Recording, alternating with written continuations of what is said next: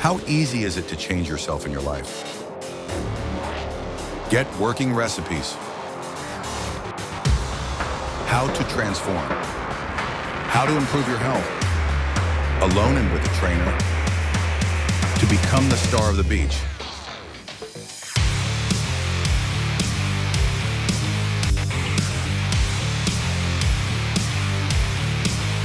This instruction manual to get a practical result on the channel Fresh Life 28.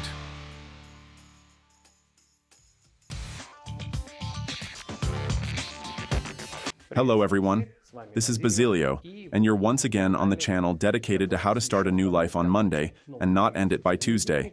You can find out more about me and what this vlog is all about via the link here. Join us, and we'll continue for now. In previous issues, I've told you why there are so many different and contradictory opinions about weight loss, diets, and techniques, and how to resist the temptation to look for a magic pill for quick results. So, you already know that just because a method has worked for one person, it doesn't mean that it will be equally effective for others, including you. That's why I don't recommend experimenting with untested methods, especially if they seem too simple or promise quick results. It can lead to serious disappointment if your expectations don't match reality. Otherwise, you might start feeling like you're the one incapable of losing weight, improving your health, or getting in shape. But that's not true. You can absolutely do it. The fact is that I use proven methods that work for everyone. But before we start, I want to point out that if you're watching my channel for the first time, you may have doubts or want to disagree with me, for example. I disagree because my girlfriend or friend had a different result, and so on. In such cases, as always, I recommend watching the video, The Secret of a Friend Who Can Eat Cakes and Not Gain Fat. There, I explain in detail why some people gain weight faster, while others do so more slowly, even with the same calorie intake. And now, let's figure out how to calculate the right amount of proteins, fats, and carbs that we talked about in the second episode. First, memorize the PFC ratio, proteins, fats, and carbohydrates. 30%, 10%, and 60%. These are the optimal proportions for a balanced nutrition that prevents sharp spikes in blood sugar levels and eliminates unnecessary components, such as excess fats. In fact, sometimes these proportions can change. Experts have no consensus on this issue, but at the moment we are using just such calculations. And trust me, it really will work. The main thing to remember is that any calorie changes must correspond to a balanced nutrition, so it's important to stick to these proportions. Now remember, 1 gram of protein contains 4 kilocalories, 1 gram of carbohydrates also contains 4 kilocalories, and 1 gram of fat contains 9 kilocalories. So how do you calculate the right number of calories? There are many different methods with names like the Harris-Benedict formula or the Katch-McArdle formula. These formulas account for your basal metabolic rate and other parameters, providing roughly approximate values that you can use as a starting point for planning your diet. They're widely used in scientific literature and fitness industry. But since in real life you won't fully need these formulas anyway, as I'll explain later, I suggest simplifying things and using this calculation. To burn fat, it's recommended to consume about 12 to 13 kilocalories per pound of body weight. For weight maintenance, it's 14 to 16 kilocalories per pound, and for weight gain, it's 18 to 20 kilocalories per pound. For example, if you weigh 220 pounds, you should consume between 2,600 and 2,900 kilocalories per day. We will focus on 2,600 calories for weight loss. Now let's look at the composition of the products for our nutrition. Proteins make up 30%, which equals 195 grams of protein per day. Fats are 10%, meaning 260 kilocalories or 30 grams per day. Carbs are 60%, which gives us 1,560 kilocalories or nearly 400 grams per day. Now don't forget that grams of proteins, fats, and carbs aren't the same as grams of the food itself. After all, each food product contains only a certain percentage of these nutrients. Therefore, we calculate the products as follows. For example, a package of rice contains 76 grams of carbohydrates per 100 grams of product. This means that the daily allowance of rice is 500 grams in dry form. So to lose weight, you need to cook and eat 500 grams of rice per day. Moreover, remember that the weight calculation is carried out only for dry products. So, it turns out that after cooking, this pack of rice turns into a whole pot. And here's where it becomes clear. Theoretically, 2,600 kilocalories for 220 pounds of body weight is the minimum. But in practice, you still need to manage to eat that much. That's the catch.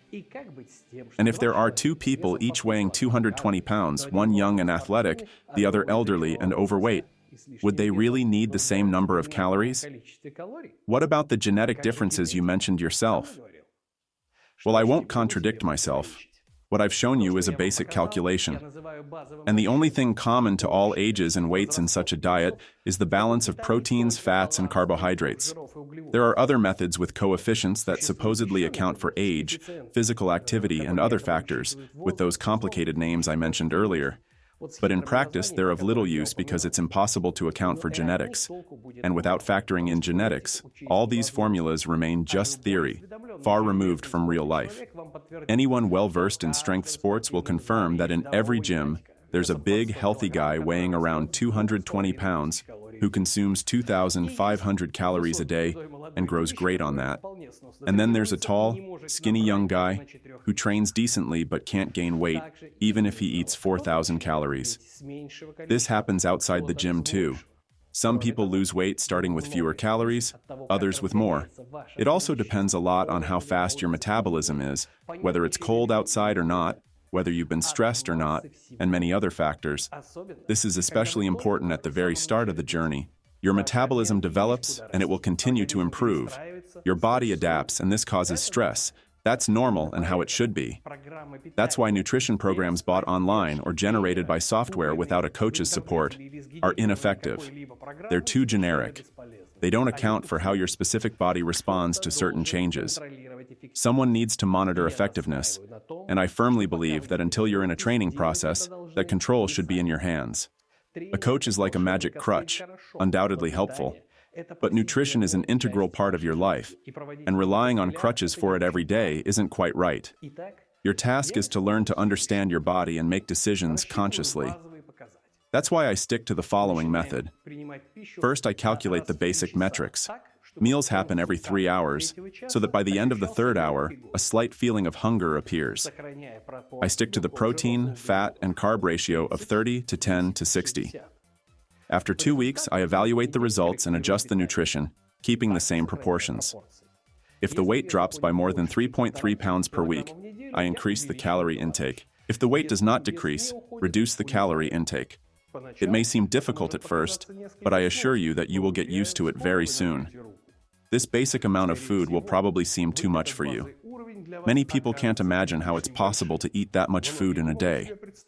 In fact, this suggests that most people's metabolism has slowed down significantly due to years of inactivity and poor nutrition. Over time, the metabolic rate will improve, and everything will fall into place. The body needs a little time to adapt to the new regime. So, let's summarize. Calculate your daily calorie intake, and it will most likely be more than you can eat, especially if you used to be malnourished or ate irregularly. And now you need to start eating every 3 hours, so that by the end of the third hour, you feel a slight hunger. You might think, so, what? I have to weigh everything, estimate it, and carry it around with me every time? That's just some kind of madness. Hold on a minute. I'll show you now how to do it all without stressing out. In fact, there are many ways to help you easily manage your nutrition without unnecessary complications. Now we're getting to the most interesting part. This won't be about how things should be in theory, but about how we can put it into practice for us, people with busy schedules. I want to emphasize again, many recommendations from dietitians and trainers are tailored to some ideal client in a vacuum. Someone with plenty of free time, no stress from work or studies, healthy loved ones, no personal illnesses, no pressure from the boss, and so on. Unfortunately, it's not that simple, and we live in the real world. Therefore, let's look at different ways of organizing meals, as well as their pros and cons. The first method is reusable containers. You buy containers and carry them with you. Downsides. The most significant one is the human factor. After a tough day, you come home exhausted and have to wash your containers. But most people are so tired that they often don't do it. As a result, the mode is disrupted and the mess begins. And that's already disorganization, and no good at all.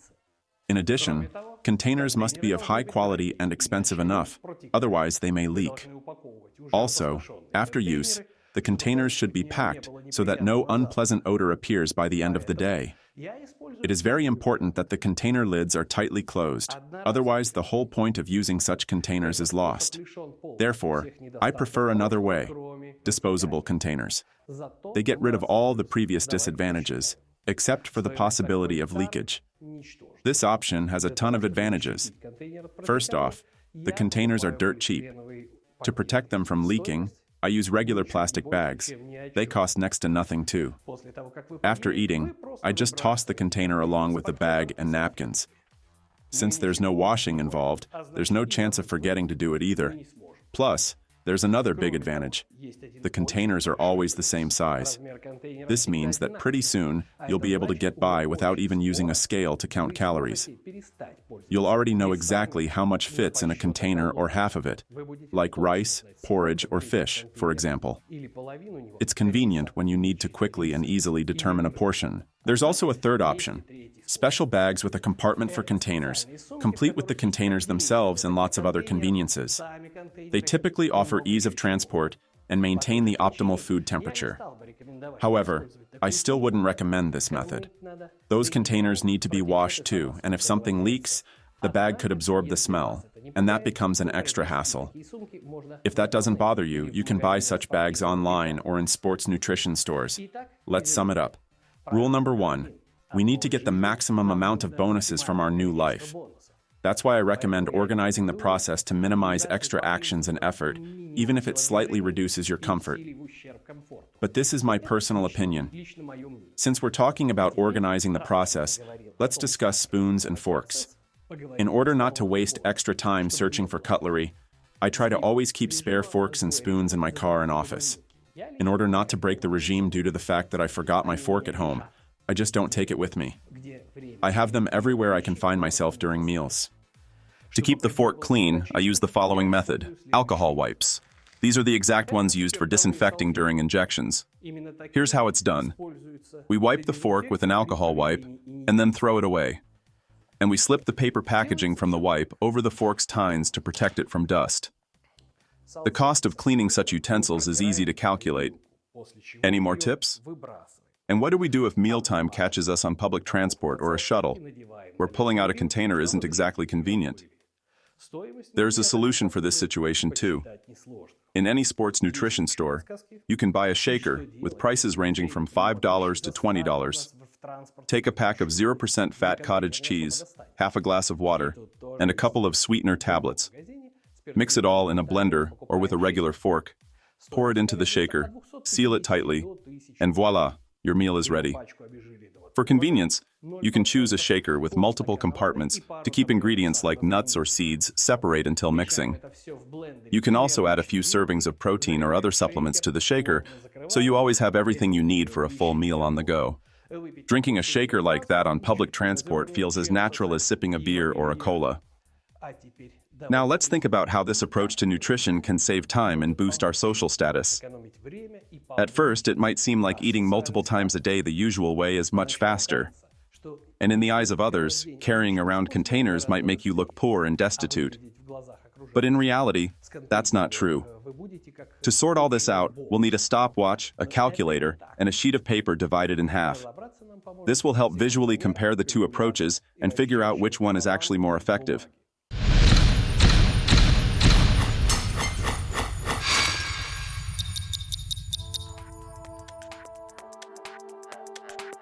So, here's one of my food containers in front of you. It takes me about 4 to 5 minutes to eat the contents of one container. 4 containers a day, that's roughly 20 minutes. In my experience, smoking one cigarette takes about 5 minutes. You can always find 3 or 4 such breaks at any workplace. After all, Smokers manage to find those 5 minutes, and even more, at least 4 times a day. Now let's calculate how much time a typical business lunch takes. We go down to the cafe, place an order, wait for the food to arrive, eat, pay the bill, and return to the workplace. In total, that's no less than 40 minutes. This process takes way more time than eating from a container and doesn't offer the same benefits.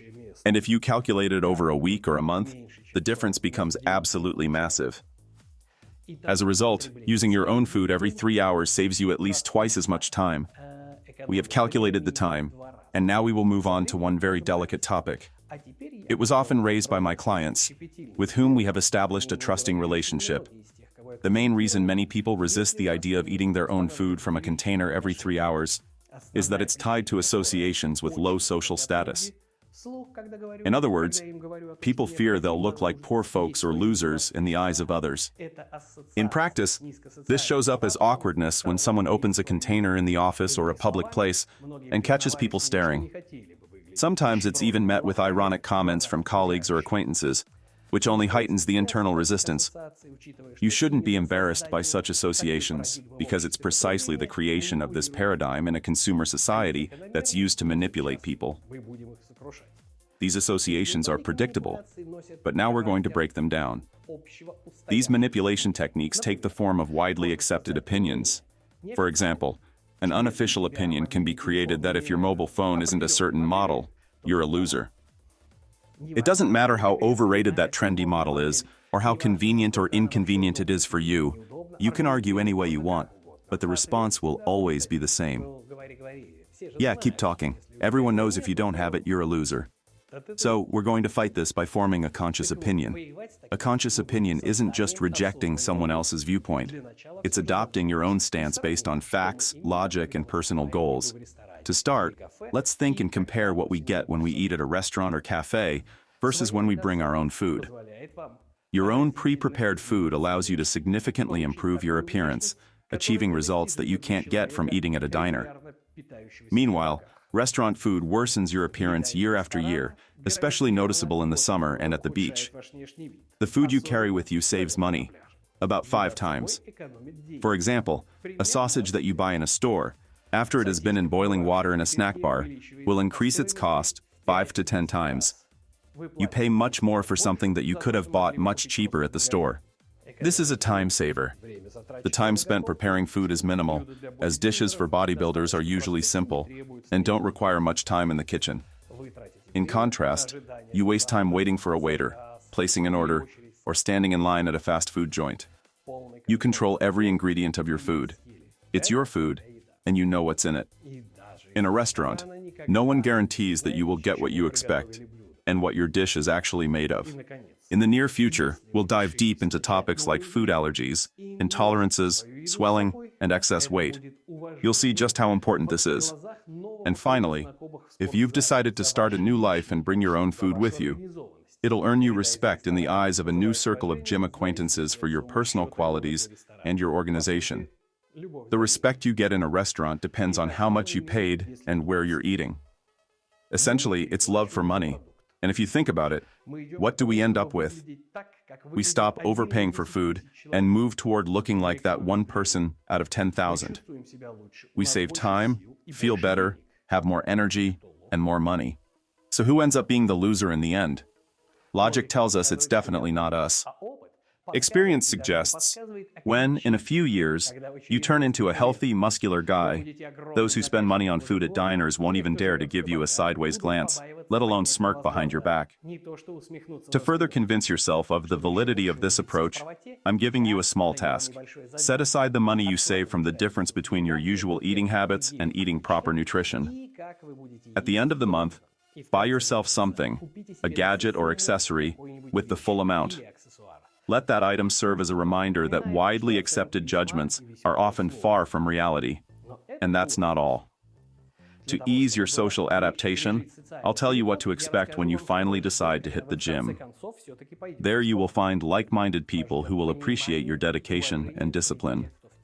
And those who do not always adhere to this regime themselves will look at you with admiration, because they know that this is exactly what is needed. Unlike them, you managed to do it. And this will be respect not for money, but for your character traits and your organization. Respect for you as a person. So, if you're worried about the antisocial nature of this lifestyle, know that from start to finish, the pattern imposed by society is very deceptive, and its main goal is to make you spend your money and time in exchange for your worsening appearance and health issues. At first, in a society of consumers and followers of that approach, you might seem strange, but very soon, those who were recently snickering behind your back will start envying you. And among like-minded people, your lifestyle will only inspire respect. Your actions will become an inspiring example, showing that you can live by your own rules without giving in to others' expectations.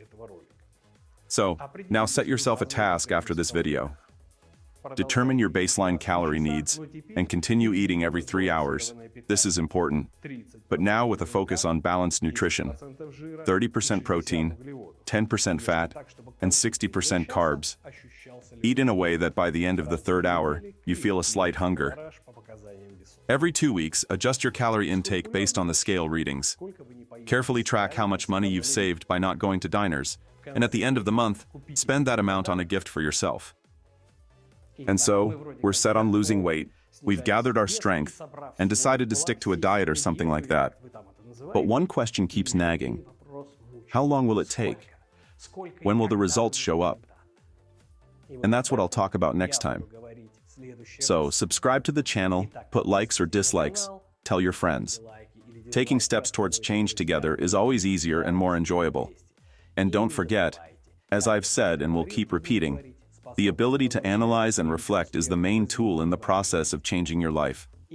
Otherwise, the stingy pay twice, the fool pays 3 times, and those who refuse to think pay constantly. I'm waiting for your questions and comments on the website freshlife28.ru and in my vContacti group. This was Basilio with you, and bye for now. And as usual, a little teaser for next week. We'll find out which diets actually keep the weight off for good. Plus, we'll talk about how an iPhone differs from our body.